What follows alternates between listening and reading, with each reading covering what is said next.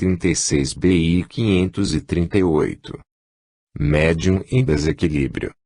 Wallace e eu nos separamos do grupo a fim de observar o caso de um espírito que, aos nossos olhos, parecia sofrer de alguma doença mental. Manifestava intenso desequilíbrio e debatia-se, vítima de espasmos frequentes. Era um espírito feminino, que se movimentava sobre o leito de maneira muito estranha, dava pontapés constantes, em algo que não podíamos ver. Parecia um ataque de epilepsia.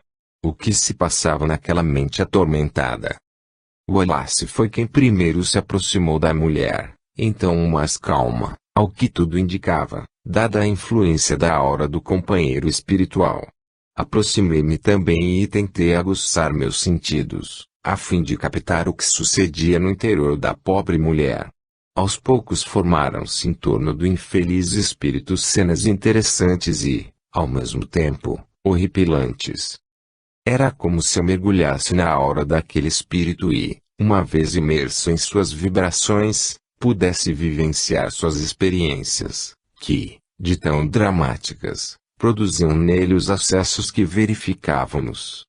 Em torno da aura psíquica daquela mulher formavam-se naquele instante algumas manchas negras e verde-azuladas.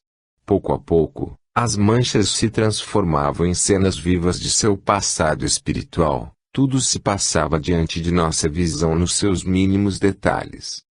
Aquele espírito fora médium e vivera na Terra de maneira indigna, se consideradas as responsabilidades assumidas no plano espiritual. Em estranho ritual de magia negra, a infeliz mulher procedia ao sacrifício de animais, a fim de satisfazer a sede de sangue de seus comparsas espirituais. Vi que, mergulhada na inconsequência de seus atos, comprometeu-se largamente com o grupo de espíritos que a utilizavam como médium. As cenas se passavam diante da minha visão espiritual com tamanha clareza que houve momentos em que pensei estar pessoalmente envolvido em cada experiência ali observada. É que eu havia penetrado no campo mental daquele espírito, dementado pela prática do mal. Novas cenas se sucederam àquelas. Pude examinar o momento em que o desencarne chegara para médium irresponsável. No mundo astral, era utilizada pelos espíritos sombrios para outras finalidades abomináveis. Com um pouco mais de concentração, pude ver a paisagem espiritual que estava estampada nas telas mentais desse espírito doente. Estava agora em um grande laboratório, estruturado em matéria sutil do mundo astral. Dentro dele, avistei o espírito da mulher, prisioneiro das entidades perversas que trabalhavam naquele ambiente. Pareciam cientistas descompromissados com qualquer ética ou padrão nobre de conduta. No momento em que cheguei a essas cenas interessantes, que despertavam em mim a curiosidade natural de escritor, fui despertado do transe pelo companheiro Wallace. Não vá além, meu amigo, recomendou ele. É preciso cautela até mesmo nas observações com vistas ao nosso estudo. Aquilo que você vê nas telas mentais desta nossa irmã são resultado de sua permanência nas zonas perigosas do remorso e da culpa. A mente, que forjou ações a tal ponto desrespeitosas às leis divinas, entra num circuito fechado de ondas mentais perniciosas. Esse panorama de desequilíbrio é tão intenso que o ser atrai para si outras mentes igualmente desequilibradas, que, por sua vez, guardam com estreitos laços de cumplicidade no mal. Então, quer dizer, Ângelo, que, quando o ser encarnado ou desencarnado faz uso indiscriminado dos recursos da natureza através da prática do mal, a própria natureza se incumbe de fazer o reajuste. Esta irmã que observamos, por exemplo, fez uso de certos elementais, viciando-os em seus pedidos através das oferendas que eles entregava. Tais seres, sem deter ainda conhecimento das noções de bem ou de mal, submeteram-se ao intenso magnetismo da médium imprevidente, servindo aos seus propósitos inconfessáveis. Explique-me com calma isso aí, Wallace. Quando você fala elementais, refere-se a seres ou espíritos da natureza? Sim, Ângelo, ou você desconhece que a natureza está cheia de vida, em várias dimensões e estágios evolutivos? Claro que não. Mas não é isso que quis dizer com minha pergunta. Eu sei. Eu sei. Sabe o que faremos? Há um espírito amigo, que por acaso se encontra neste pronto-socorro hoje, que lhe poderá explicar melhor tanto a respeito dos seres elementais quanto acerca das implicações relativas ao caso da companheira que observamos. Apontando em outra direção, Wallace introduziu-me. Veja quem está aqui. Para minha surpresa, aproximava-se de nós o espírito João Kobu, que também se apresentava na forma de pai velho. Salve, meus filhos. Louvado seja Deus. Salve, pai João, respondeu Wallace com entusiasmo. Fiquei muito contente com a presença do preto velho, já meu conhecido de diversas atividades espirituais. Foi Wallace quem externou minhas dúvidas. Ângelo parece estar curioso a respeito do caso desta nossa irmã, falou, indicando o espírito. Ele gostaria de saber maiores detalhes a respeito dos elementais e do envolvimento desse espírito com tais forças da natureza. Sem rodeios, o espírito João Kobu, ou pai João de Aruanda, como se fazia conhecer, foi direto ao ponto. A existência dos elementais, meus filhos, segundo os antigos anciãos e sábios do passado, explicava a dinâmica do universo. Como seres reais, eram responsabilizados pelas mudanças climáticas e correntes marítimas, ou precipitação da chuva ou pelo fato de haver fogo, entre muitos outros fenômenos da natureza. Apesar de ser uma explicação mitológica, própria da maneira pela qual se estruturava o conhecimento na época, eles não estavam enganados. Tanto assim que, apesar de a investigação científica não haver diagnosticado a existência concreta desses seres através de seus métodos, as explicações dadas a tais fenômenos não excluem a ação dos elementais. Pelo contrário, minha curiosidade foi aguçada ainda mais. Pai João prosseguiu, demonstrando conhecimentos sobre a questão. Os sábios da antiguidade acreditavam que o mundo era formado por 4 elementos básicos: terra, água, ar e fogo.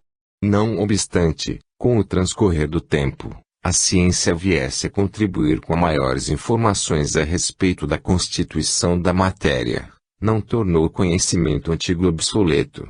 A medicina milenar da China, por exemplo, que já começa a ser endossada pelas pesquisas científicas atuais, igualmente identifica os 4 elementos. Sob o ponto de vista da magia, os 4 elementos ainda permanecem, sem entrar em conflito com as explicações científicas modernas. Os magistas e ocultistas estabeleceram uma classificação dos elementais sob o ponto de vista desses elementos, considerando-os como forças da natureza ou tipos de energia. Então os elementais não possuem consciência de si mesmos. São apenas energia. É isso que entendi. Não, meu filho. Os seres elementais, irmãos nossos na criação divina, têm uma espécie de consciência instintiva. Podemos dizer que sua consciência está em elaboração. Apesar disso, eles se agrupam em famílias, assim como os elementos de uma tabela periódica. Não entendi. Preste atenção, meu filho, continuou o preto velho traço. Os elementais são entidades espirituais relacionadas com os elementos da natureza. Lá, em meio aos elementos, desempenham tarefas muito importantes. Na verdade, não seria exagero dizer inclusive que são essenciais à totalidade da vida no mundo. Através dos elementais de dissuasão direta nos elementos é que chegam às mãos do homem as ervas, flores e frutos, bem como o oxigênio, a água e tudo mais que a ciência denomina como sendo forças ou produtos naturais. Na natureza, esses seres se agrupam, segundo suas afinidades. Seriam então esses agrupamentos aquilo que você chama de família? Isso mesmo. Louvado seja Deus, comemorou pai João. Essas famílias elementais, como as denominamos, estão profundamente ligadas a este ou aquele elemento, fogo, terra, água e ar, conforme a especialidade, a natureza e a procedência de cada uma delas.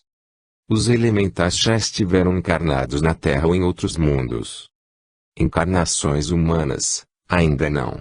Eles procedem de uma larga experiência evolutiva nos chamados reinos inferiores e, como princípios inteligentes, estão a caminho de uma humanização no futuro, que somente Deus conhece. Hoje, eles desempenham um papel muito importante junto à natureza como um todo, inclusive auxiliando os encarnados nas reuniões mediúnicas e os desencarnados sob cuja ordem servem. Como podem auxiliar em reuniões mediúnicas? Vamos por parte, meu filho, bem devagar. É bom compreender com profundidade a questão dos elementais para se entender o comportamento da nossa irmã infeliz, disse Pai João, apontando para o espírito que antes observávamos. Como expliquei, podem-se classificar as famílias dos elementais de acordo com os respectivos elementos.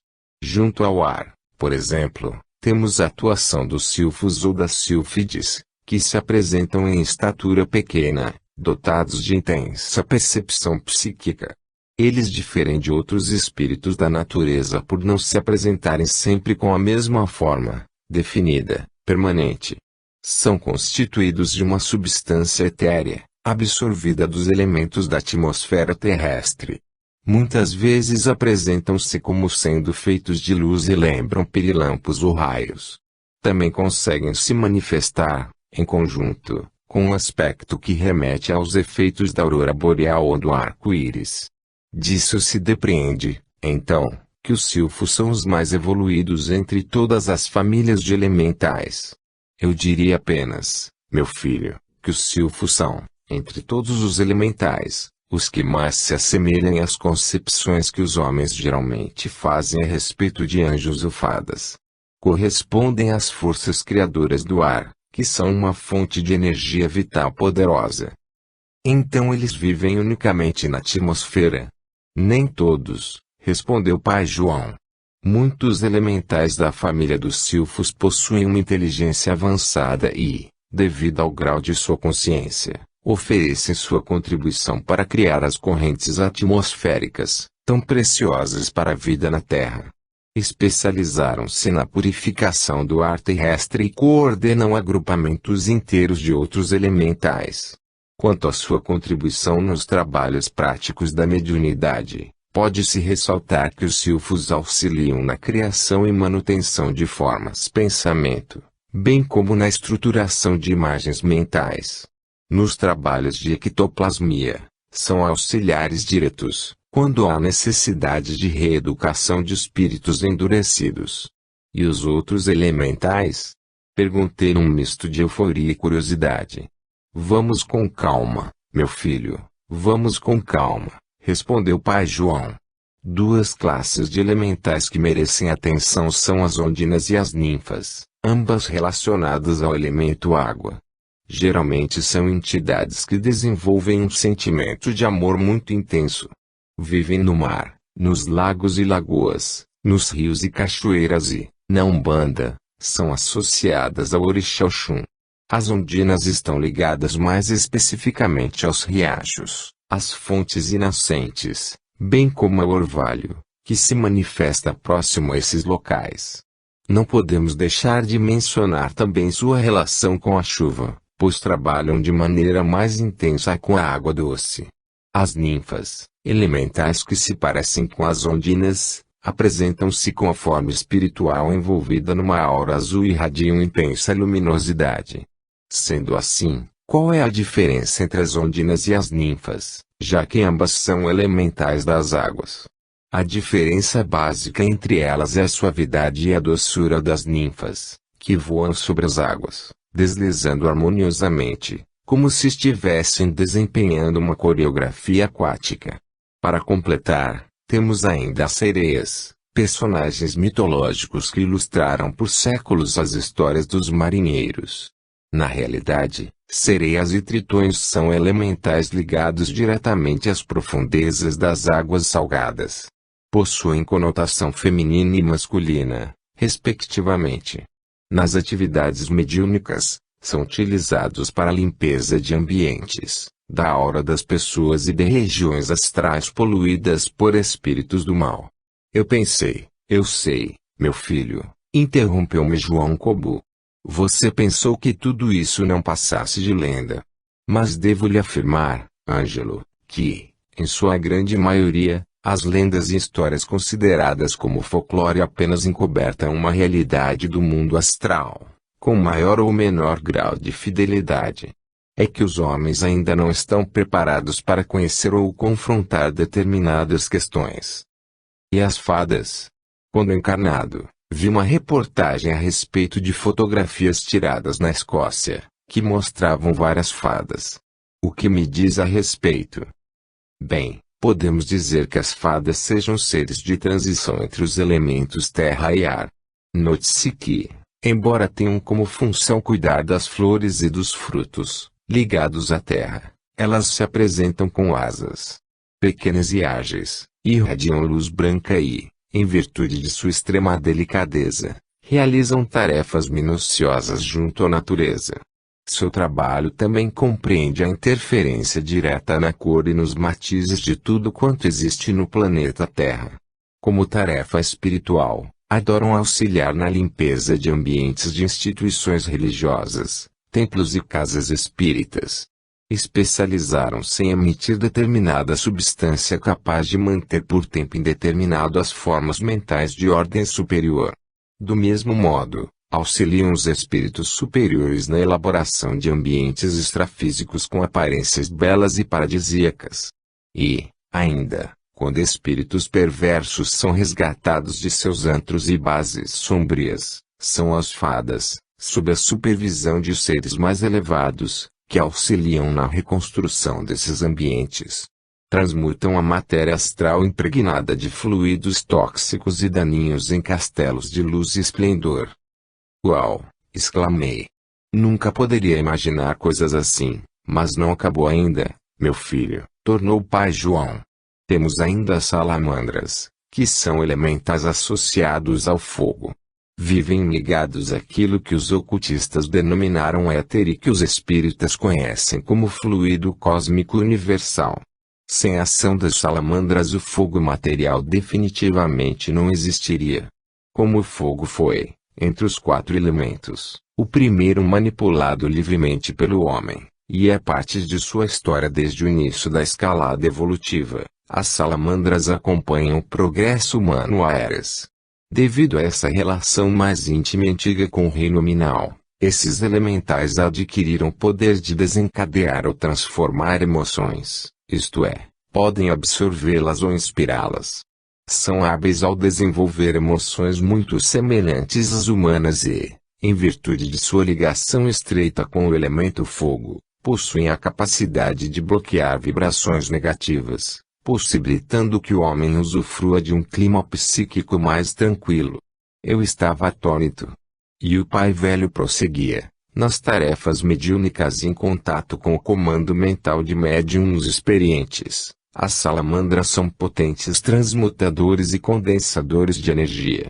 Auxiliam sobremaneira na queima de objetos e criações mentais originadas ou associadas à magia negra. Os espíritos superiores as utilizam tanto para a limpeza quanto para a destruição de bases e laboratórios das trevas. Habitados por inteligências do mal, são locais-chave em processos obsessivos complexos, onde, entre diversas coisas, são forjados aparelhos parasitas e outros artefatos. Objetos que, do mesmo modo, são destruídos graças à atuação das salamandras. E os duendes e gnomos? Também existem ou são obras da imaginação popular? Sem dúvida que existem. Os duendes e gnomos são elementais ligados às florestas e, muitos deles, a lugares desertos. Possuem forma anã, que lembra o aspecto humano. Gostam de transitar pelas matas e bosques, dando sinais de sua presença através de cobras e aves, como o meuro, a graúna e também o chamado pai do mato. Excelentes colaboradores nas reuniões de tratamento espiritual, são eles que trazem os elementos extraídos das plantas, o chamado bioplasma.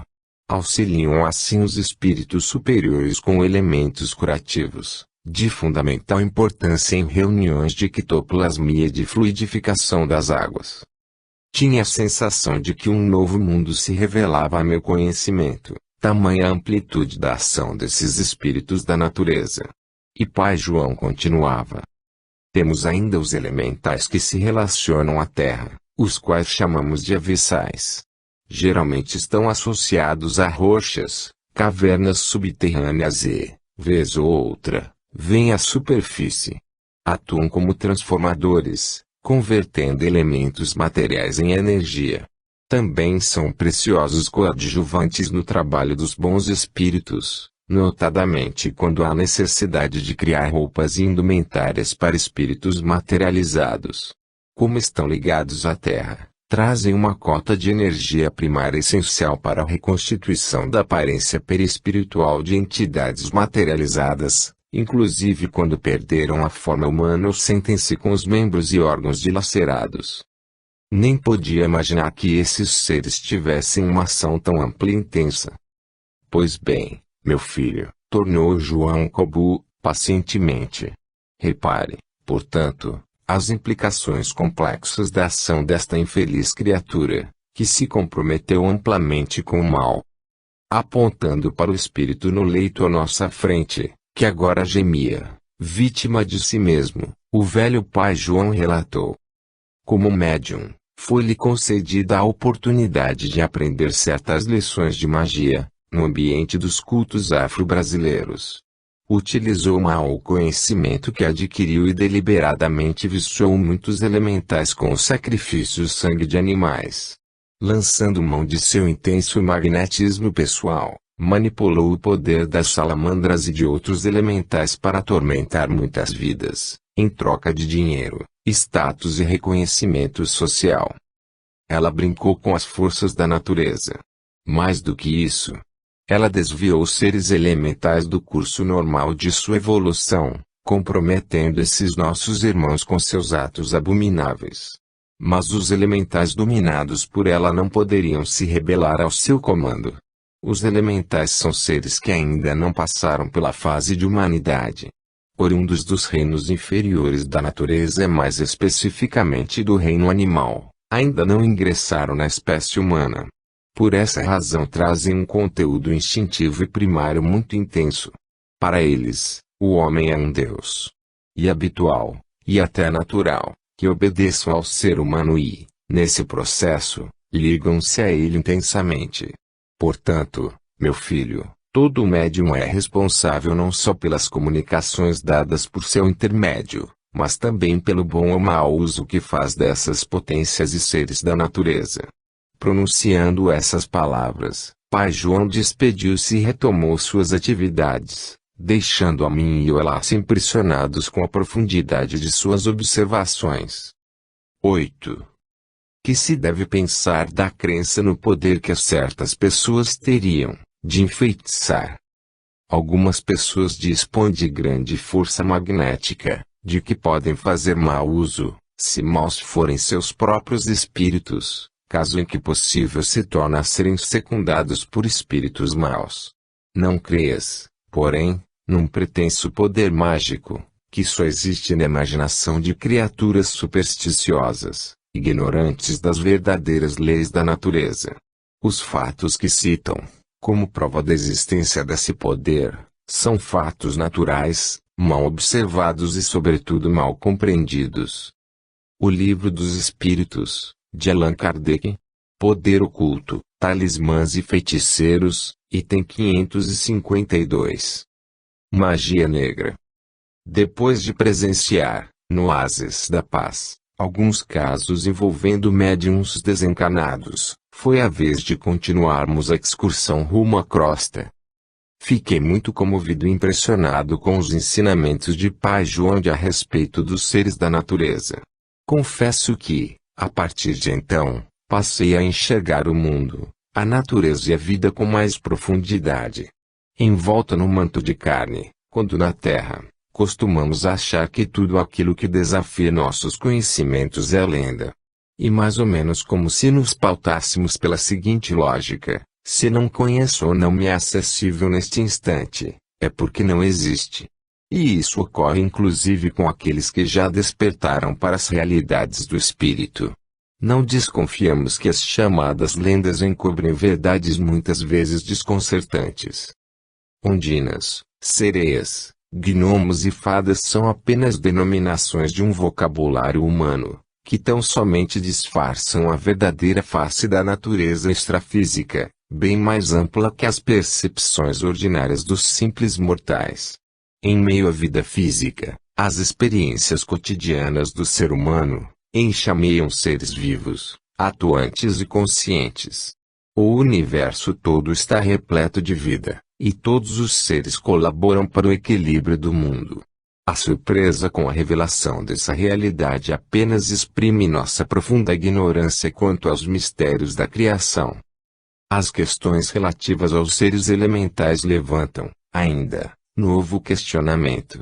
Os elementais, sejam gnomos, duendes, salamandras ou quaisquer outros, são seres que advêm de um longo processo evolutivo e que, segundo afirmara Pai João, estagiaram no reino animal em sua fase imediatamente anterior de desenvolvimento. Portanto, devem ter uma espécie de consciência fragmentária. Onde e em que momento está o elo de ligação desses seres com a humanidade? Quer dizer, em que etapa da cadeia cósmica de evolução esses seres se humanizarão e passarão a ser espíritos, dotados de razão? Meus pensamentos vagavam por esses intricados caminhos do raciocínio, quando Wallace, aproximando-se de mim, interferiu. Como você sabe, Ângelo, até hoje os cientistas da Terra procuram o chamado elo perdido.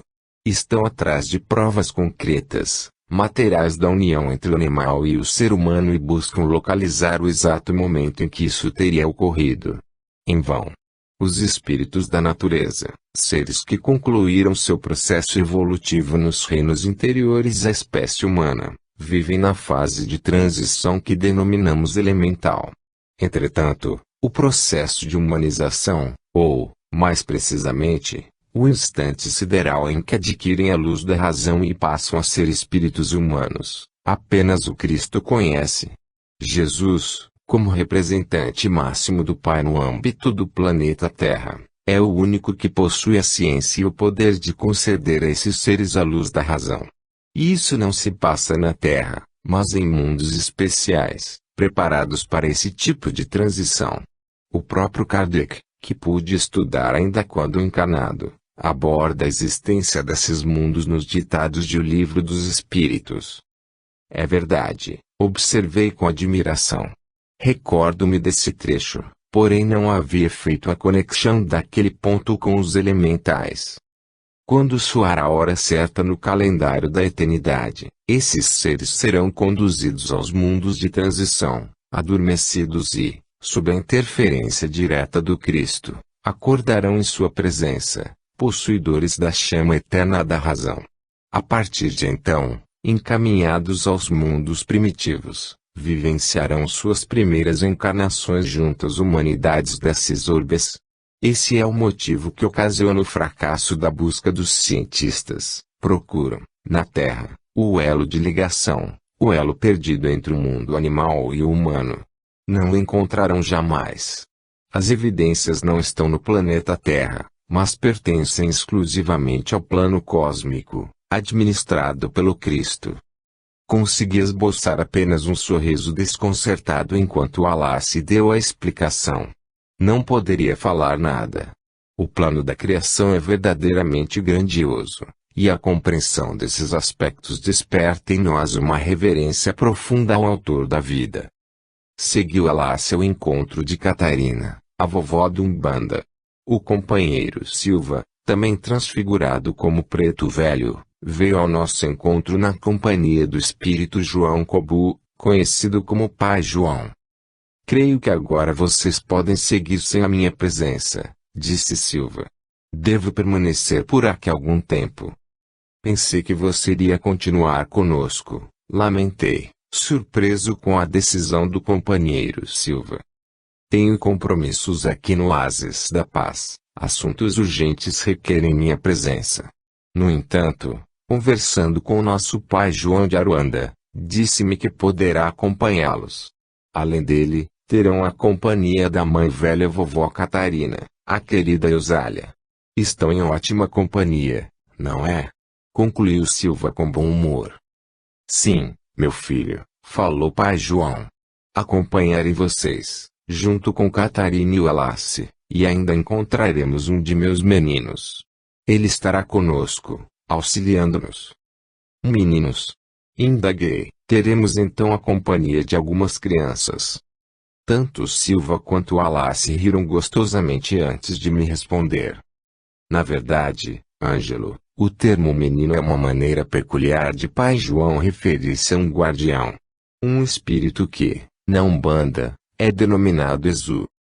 Então teremos contato direto com um Exu? Isso é demais. Será uma oportunidade ímpar de conhecer o trabalho dessas entidades, ainda tão mal compreendidas. Bem, meus amigos, tenho de ir, despediu-se o amigo Silva. Mais tarde nos encontraremos novamente, em outras oportunidades.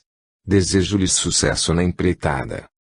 Vovó Catarina, pai João, Wallace e eu despedimo-nos do companheiro Silva e também de Porfíria, coordenadora espiritual daquele albergue de luz. Por certo, ela e amigo Silva teria muito trabalho pela frente, diante de tantos necessitados que eram internos da instituição espiritual. Pai João e vovó Catarina nos conduziam pela região da transição rumo a um terreiro onde poderíamos observar detalhes próprios do culto e extrair ensinamentos. Atravessamos imensa região do astral sob a tutela desses abnegados espíritos. Wallace e eu colhíamos as impressões sobre os acontecimentos recentes e trocávamos ideias a respeito de certos elementos ligados à Umbanda. Pai João, notando nosso interesse no assunto, esclareceu-nos com suas observações. Meus filhos, se permitem a intromissão de nego velho, tanto a Umbanda, que é uma religião tipicamente brasileira, produto de influências diversas, quanto os cultos de origem propriamente africana são cultos que trazem elementos mágicos. Termos como feitiço, magia e encanto são comuns à Umbanda e ao Candomblé. Contudo, ainda hoje, a grande maioria dos espíritas ignora os mecanismos da magia, tanto a dita magia branca, quanto a magia negra.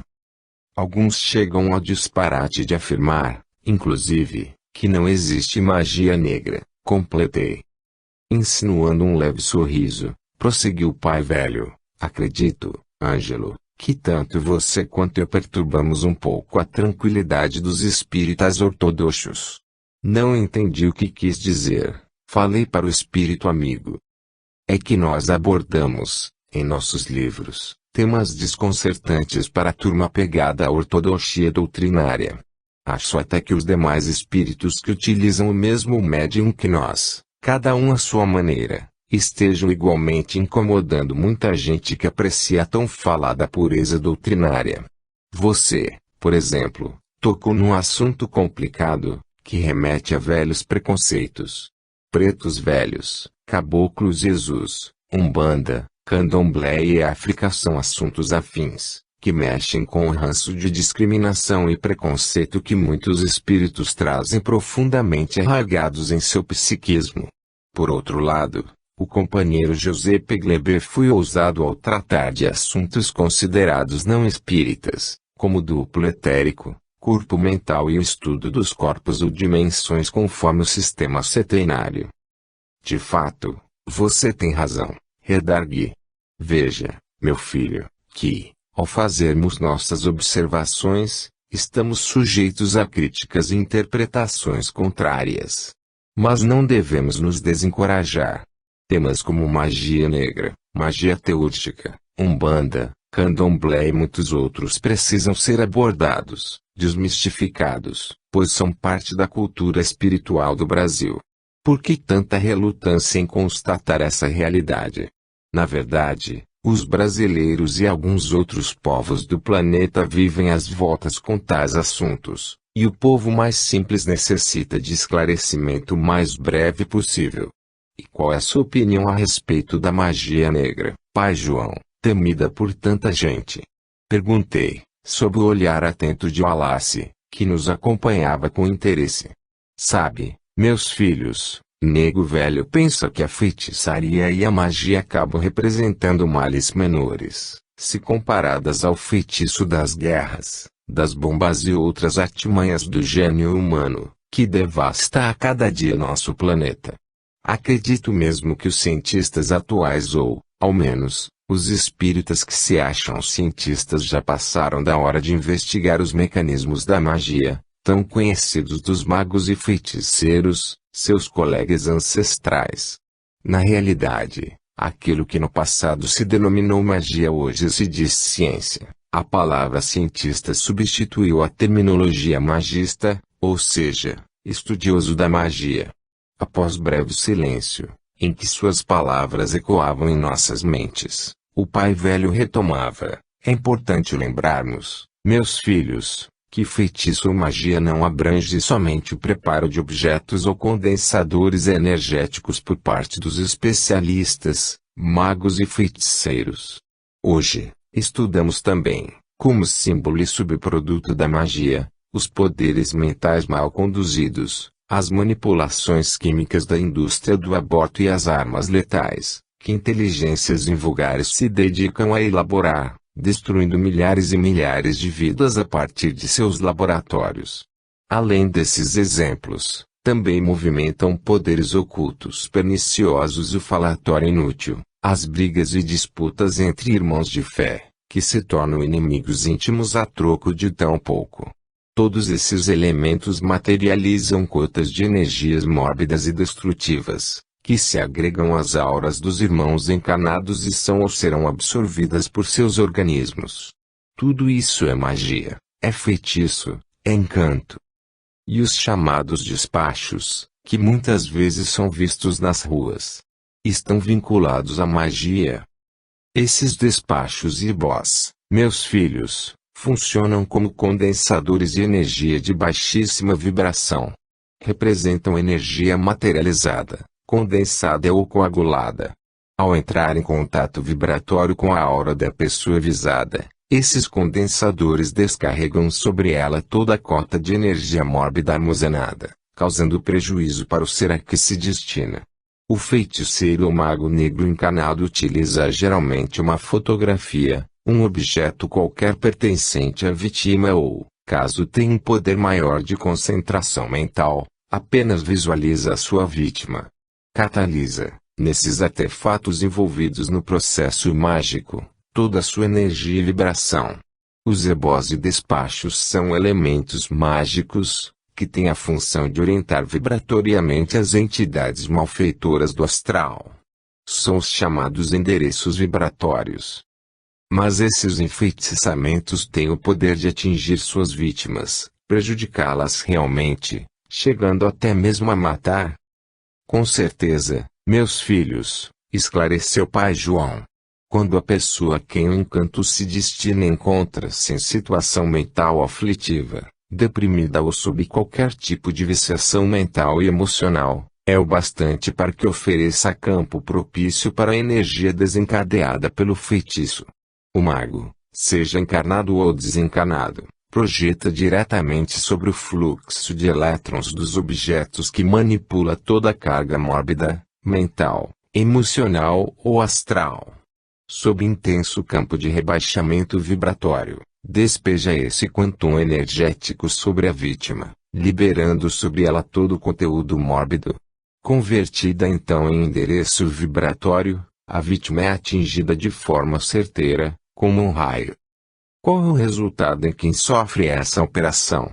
Os resultados são diversos. Pai João era assertivo. Algumas ocasiões, são estados de enfermidade cuja gênese não é encontrada pela ciência médica, com seus métodos convencionais. Noutras, são processos enfermiços do psiquismo, que não encontram solução através da psicologia nem da psiquiatria.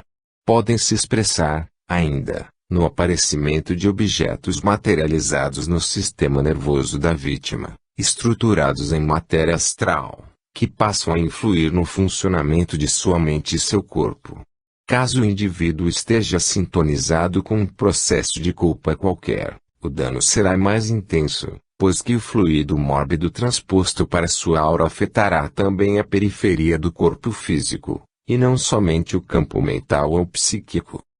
Então essa questão de magia negra é mesmo muito presente e atuante nas vidas de nossos irmãos, pois são numerosos os que enfrentam problemas assim, como você descreve, sem solução aparente, segundo o ponto de vista dos encarnados.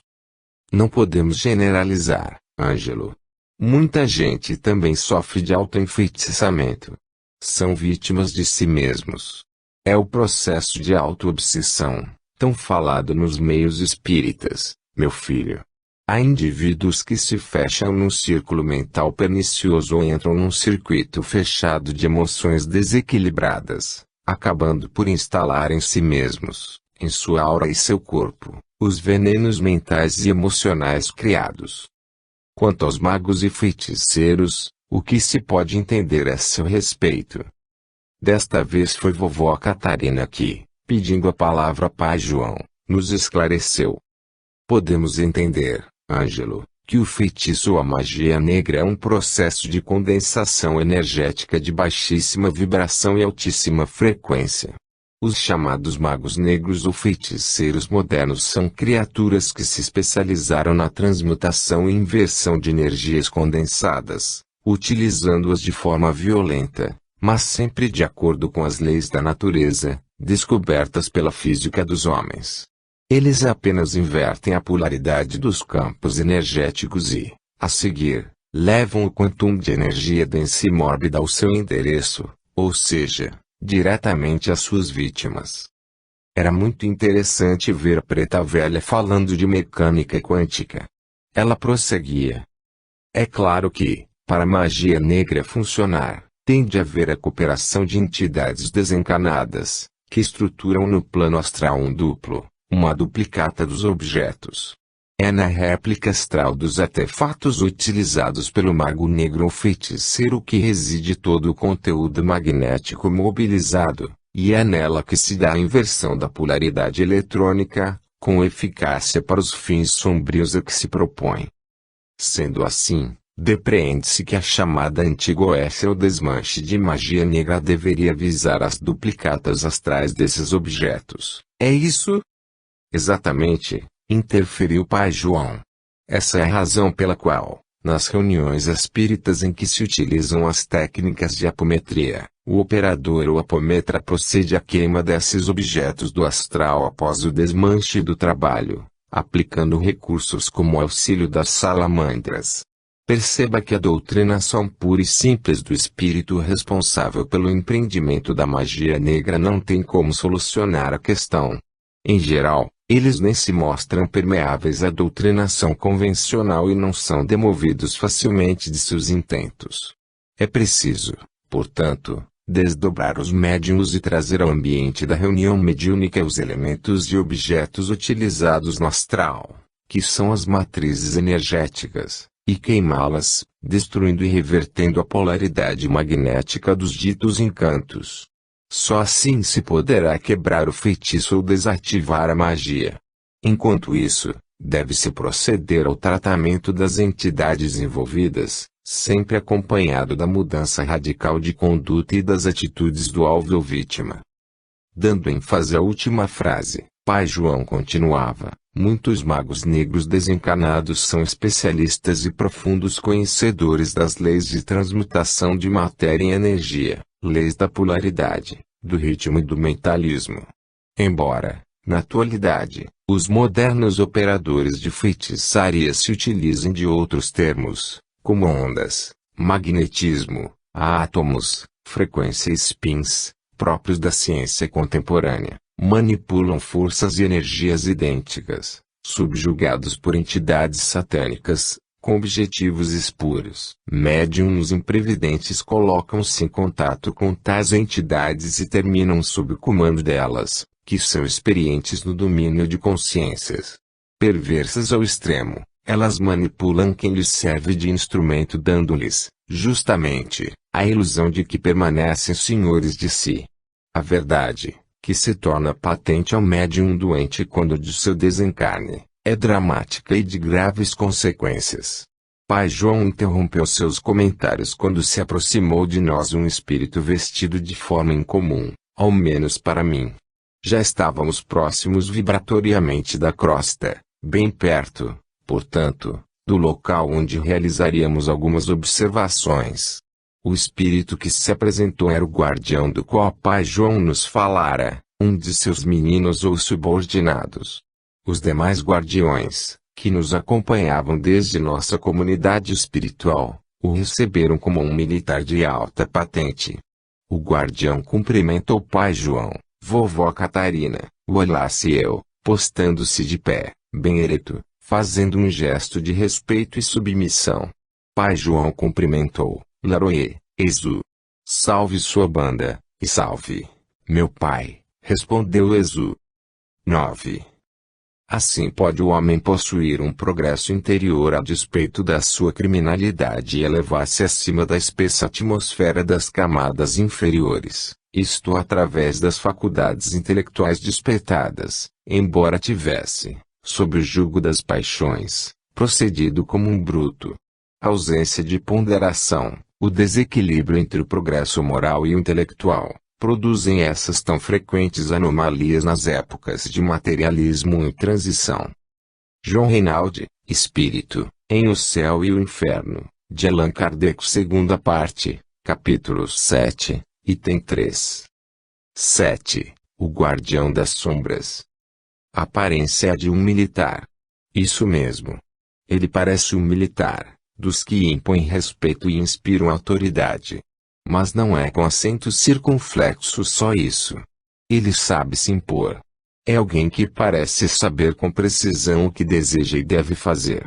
Tudo indica que o espírito que está diante de mim é um perfeito cavalheiro em seus modos, embora tão firme e cheio de decisão que não permite vacilações. Alto, magro, esbelto, na verdade.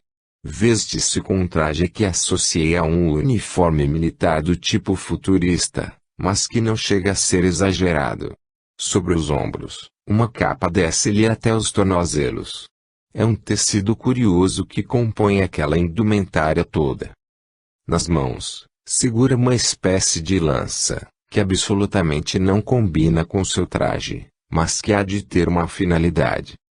Boa noite, criança. Foi seu cumprimento. Uma voz firme, resoluta, magnética e muito forte.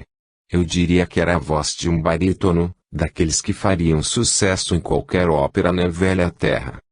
Sou um guardião e estou aqui para lhe servir. Boa noite, respondia o espírito imponente. Meu nome é Ângelo. Pode me chamar de Sete. Sete? Me aventurei a comentar. Mas isso lá é nome. Pelo que me consta, 7 é um números, e não um nome, 7. É o que basta por enquanto a você e a mim. Estou aqui para conduzi-lo em suas observações. Recebi uma incumbência dos superiores. Devo mostrar a você alguma coisa a fim de que possa transmitir àqueles que estão do outro lado do véu, os encarnados. Sei, respondi, magnetizadas pelo seu olhar penetrante. Mas será que primeiro não poderíamos nos conhecer melhor? Por exemplo, quem é você? Por que esses trajes, a lança, enfim, o nome, tão cabalístico assim? Olhando-me fixamente, o espírito modificou aos poucos seu semblante. Traços mais finos e suaves foram aparecendo em sua fisionomia. Não parecia tão ameaçador como antes se mostrara. Sou um dos guardiões. Posso lhe dizer que pertenço a uma organização mundial voltada para a preservação da harmonia e do equilíbrio nos diversos planos da vida. Uma espécie de CFBI de âmbito mundial. Talvez, respondeu-me sério. Os guardiões são comprometidos com a ordem e a disciplina espirituais. Somos conhecidos em diversos cultos com nomes apropriados ao vocabulário de cada comunidade. Temos uma hierarquia. Um comando central, de onde vêm essas tarefas a nós confiadas? E em quais tarefas vocês se especializam, em nome dessa ordem e disciplina? Falando de forma mais específica, que realmente vocês fazem em prol da humanidade? Temos diversas atribuições junto à humanidade, desde a proteção individual a pessoas que têm responsabilidades espirituais, sociais, religiosas ou políticas, a proteção de comunidades, países, continentes e do próprio planeta. As atribuições dependem sobretudo da hierarquia a qual pertençamos. Um grupo de guardiões mais experientes e com conhecimento atualizado pode ser responsável pela manutenção da paz mundial, trabalhando junto a lideranças políticas ou religiosas, nos bastidores das intrigas internacionais. Nesse caso, o objetivo dos guardiões não é defender esta ou aquela doutrina política nem fazer partidarismo. Muito mais que interesses mesquinhos, estão em jogo os direitos humanos, do cidadão, da vida. A tarefa dos guardiões no comando número 1 sublinhado, como nos referimos, é a defesa da humanidade. Então, pode-se considerar que a missão dos guardiões do chamado comando número 1 está sendo cumprida de forma muito precária. Faço essa observação em vista de tantos conflitos internacionais, guerras e guerrilhas que estouram em toda parte. Onde está a interferência do comando número 1? Veja, criança, falou sério. Lutamos com milênios e milênios de cultura de guerras, intrigas e políticas mal projetadas. Não há milagres na criação. Nossa tarefa é laboriosa e lenta, porém vital. Há que se considerar que lidamos com seres humanos encarnados ou desencarnados, todos com liberdade de pensar e agir. Seu argumento era consistente, não havia dúvidas. Prosseguiu, para que você saiba um pouco mais a respeito de nossa atuação no mundo, veja o que ocorreu, por exemplo, com o episódio das Torres Gêmeas, em Nova York.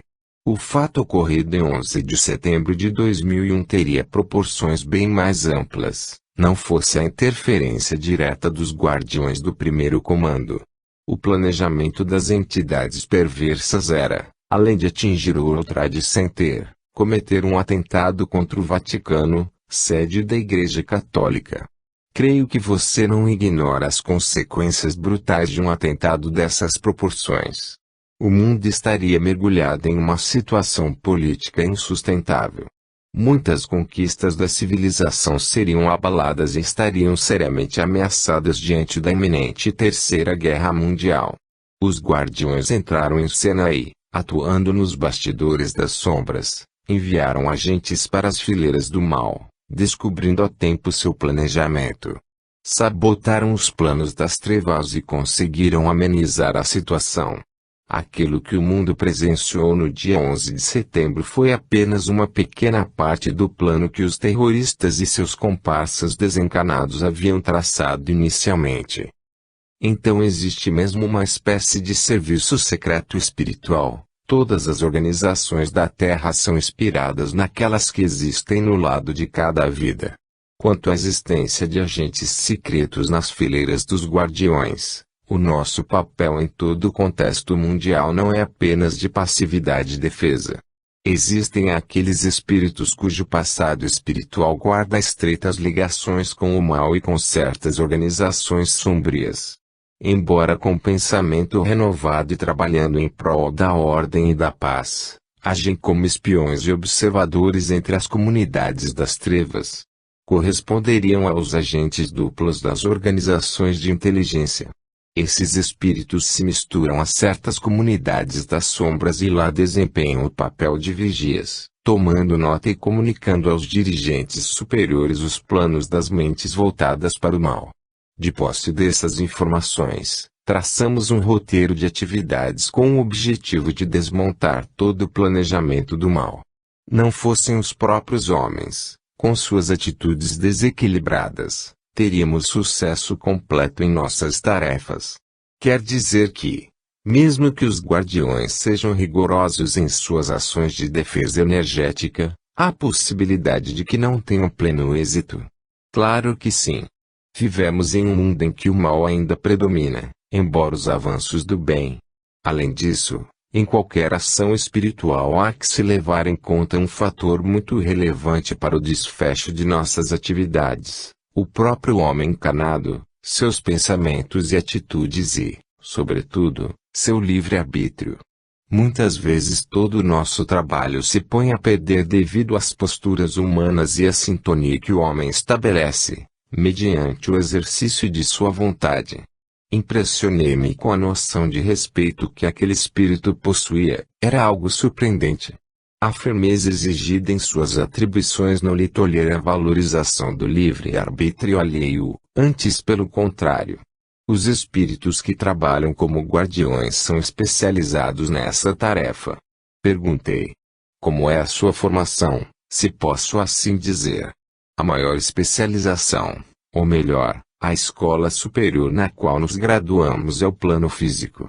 O contato regular com o mundo dos encarnados faz com que muitos conhecimentos e experiências do passado, que estão apenas latentes, eclodem do psiquismo profundo e se tomem uma realidade objetiva e atual para o espírito. A Academia da Terra, com suas múltiplas experiências, é o verdadeiro educandário, onde cada espírito se especializa naquilo que para si elegeu como forma de vida. Há muitos espíritos que na Terra tiveram experiências na carreira militar ou em alguma outra função que lhes propiciasse o desenvolvimento de certas qualidades necessárias a um guardião. Do lado de cá, serão aproveitados como tal. Oferece-se ao espírito a oportunidade de continuar, no mundo extrafísico, trabalhando naquilo que sabe e, desse modo, aperfeiçoar seu conhecimento e ganhar mais experiência. Muitos militares do passado, comprometidos com o mau uso do poder e da autoridade, são convocados e convidados a se reeducarem nas falanges dos guardiões, reaprendendo seu papel.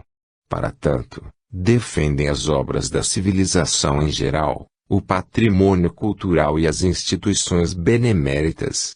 Outros espíritos, que dominaram certos processos e meios de comunicação, quando encarnados, são convidados e estimulados a trabalhar nos vários laboratórios e bases de comunicação a serviço dos guardiões. Generais, guerreiros, soldados, comandantes ou simples recrutas, das diversas forças armadas da Terra, são aproveitados com a experiência que adquiriram.